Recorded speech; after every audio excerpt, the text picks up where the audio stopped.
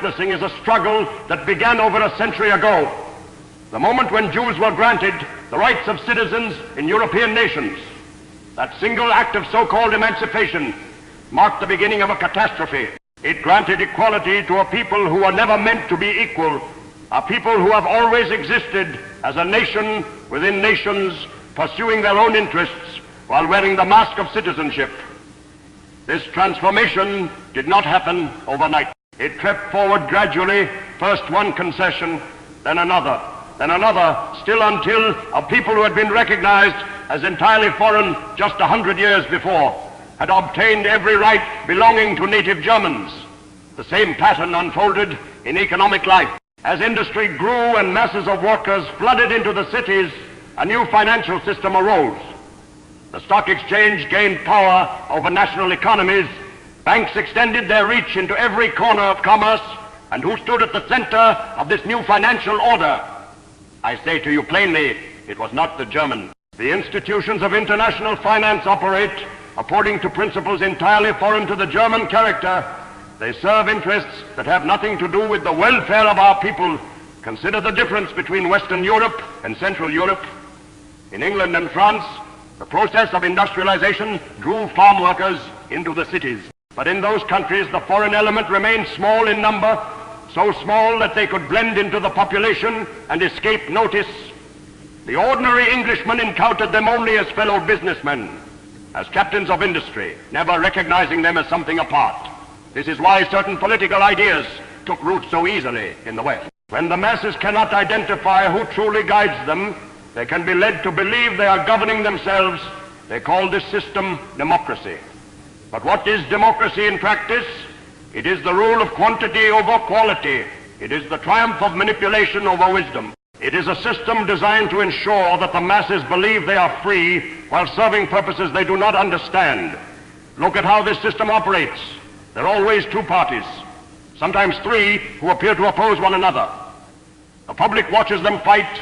When one party exhausts public patience, the other takes power. Then the cycle repeats. The people believe they have made a choice. In reality, nothing has changed. The word freedom is constantly invoked. But what does freedom mean to those who rule? It means freedom to pursue their interest without interference. And what does freedom mean to the common man? He believes it means he can say what he likes and go where he pleases. He does not realize that the freedom to speak means nothing when the words that shape opinion are controlled by others. Germany's path has been different. Here loyalty has traditionally centered on the person of the monarch, on the army, on the state. The German spirit resisted the corruption that infected the West. The peasantry remained healthy. The intellectual class remained German. When industry grew here, there existed the possibility that workers might unite with traditional German institutions rather than against them. This possibility represented a mortal threat to certain interests. If German workers had joined hands with German nationalists, if the energy of the industrial masses had been directed towards strengthening the nation rather than tearing it apart, then Germany would have become unconquerable. This is precisely what had to be prevented. And so the workers' movement was captured. The working class had legitimate grievances. Their labor built the factories and generated the wealth, yet they lived in poverty while others prospered. A genuine workers' movement, rooted in love of nation and people, could have transformed Germany for the better. Instead, the movement was steered in a different direction. It was given an international character. Workers were taught to see themselves not as Germans first, but as members of a global class whose interests conflicted with their own nation. They were taught that patriotism was a trick used by their oppressors. Consider how perfectly this served certain purposes. A German worker who loves his country will fight to strengthen it. A German worker who has been taught to despise his country will fight to weaken it. The same energy directed toward opposite ends and the doctrine they were given. This Marxism, what does it actually teach? That property itself is theft, that the individual has no right to the fruits of his own labor, that everything must be held in common, controlled by those who claim to speak for the collective. What honest German could accept such a doctrine? What productive citizen could believe that his own efforts entitle him to nothing? The skilled worker, the engineer, the farmer who improves his land, they know in their bones that this theory is false, and so the intellectual class was driven away from the workers' movement. The people who might have provided real leadership were replaced by professional agitators whose loyalty lay elsewhere. Today we see the results of this long campaign. Look at Russia. There you can witness the final destination of this path. A once great civilization reduced to chaos, churches plundered, their treasures vanished without trace, the productive classes destroyed, millions starving while those in power live in luxury, an entire nation transformed into a colony to be exploited, and the same forces are at work here in Germany. Our economy deteriorates daily. Prices rise while wages buy less. Honest Germans struggle to feed their families while speculators grow rich from the nation's misery. The stock exchange celebrates while the factory worker despairs. Political life has become a circus. Those who should protect German interests instead grovel before foreign powers. We are told to be patient, to accept our humiliation, to trust that goodwill from abroad will save us. Where is this goodwill? I see only contempt. The other nations do not respect our weakness. They exploit it. Every concession we make is met with new demands. Every sign of submission invites further humiliation. Why does the world treat Germany this way? Not because of the German people, who have shown they desire only to live in peace and rebuild their nation. It is because powerful interests profit from German weakness.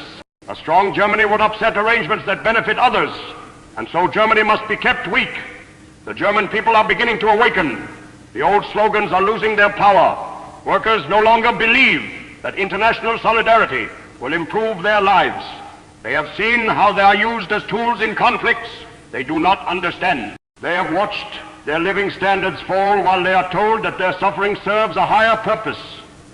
The promise that foreign nations would treat us fairly if we only disarmed, if we only paid, if we only submitted. This promise has been exposed as hollow. We disarmed, they remained armed, we paid, they demanded more. We submitted, they despised us for it. Throughout Germany, men and women are beginning to ask different questions. They are beginning to see that the path they were told to follow leads only to ruin. They are searching for a new direction. This awakening terrifies those who benefit from German weakness. They see the old methods of control failing. They see a population that can no longer be managed with worn-out phrases. And they know that if this awakening continues, their position is doomed. What is the idea that threatens them so greatly? It is simply this, that the German nation must become a genuine community, that Germans of all stations, workers and managers, farmers and scholars, must recognize their common bond and work together for common goals, that the welfare of the nation must take precedence over the profits of speculators and the theories of internationalists. This idea is called many things by those who oppose it. They call it reaction. They call it extremism. They call it dangerous. I call it common sense. What is socialism? Properly understood, it is the recognition that we rise or fall together, that the prosperity of one German depends on the prosperity of all Germans, that a nation cannot thrive when millions of its people live in misery. The man who puts his people above himself, who sees Germany's future as more important than his personal comfort, who would sacrifice his own interests for the nation, that man understands true socialism. And what is nationalism? It is the recognition that the German people possess a unique character, a unique heritage, a unique destiny, that we have no obligation to dissolve ourselves into some abstract humanity, that our duty is to our own people first. These two ideas, national and social, are not opposites. They belong together. A movement that is truly national will care for all its people. A movement that is truly social will strengthen the nation that makes community possible. The struggle ahead will be difficult. Those who have thrived on German weakness will not surrender their position willingly. They control powerful instruments, the press that shapes opinion, the financial systems that control commerce, the international networks that can pressure any nation that defies them. They are already working to silence opposition. Laws are passed in the name of protecting the republic that are actually designed to protect those who are destroying the republic. Anyone who speaks uncomfortable truths is labeled a criminal, an extremist, a threat to public order. We have experienced this ourselves. For 3 years we have spoken out. and for 3 years we have been attacked, slandered, and persecuted. Some of our members have seen the inside of prison cells, but we do not retreat. We cannot retreat. We see too clearly what awaits Germany if the current path continues. We would rather face persecution for speaking truth than enjoy comfort through cowardly silence. I speak now especially to those who are young. The old parties offer you speeches. They will train you to talk, to debate, to participate in their endless parliamentary games. They offer you a seat at a table where nothing is ever decided. We offer you something different. We offer you struggle. We offer you sacrifice. We offer you the chance to be part of something greater than yourself. Yes, you will be hated. The comfortable, the complacent, the corrupt, they will despise you for threatening their position. You will be called names. You will be attacked in the press. Some of you may face violence, but consider this.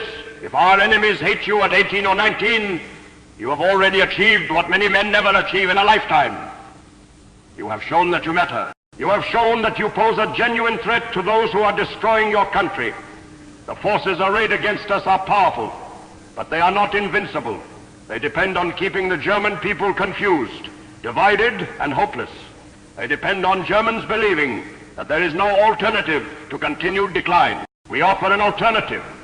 We offer a vision of Germany restored, not the Germany of defeat and humiliation, but a Germany of strength and honor, a Germany where workers are respected, where families can prosper, where young people have a future worth building. The battle we face will not be decided by lawyers in courtrooms or politicians in parliament. History is made by those who act, by those who risk everything for what they believe, by those who refuse to accept that decline is inevitable. I am convinced, this is our deepest faith, that out of this present misery, a new Germany will arise. Not the broken Germany we see today, but a true German nation, a nation where Germans are masters in their own house, a nation worthy of the sacrifices made by generations before us. That Germany is worth fighting for, that Germany is worth suffering for, that Germany is worth suffering for. The hour demands that we resist, that we stand firm, that we never surrender our vision of what Germany can become. This is the path we have chosen. This is the path that leads forward. And this is the path that will one day lead to a Germany that fulfills the dreams of our ancestors, a Germany truly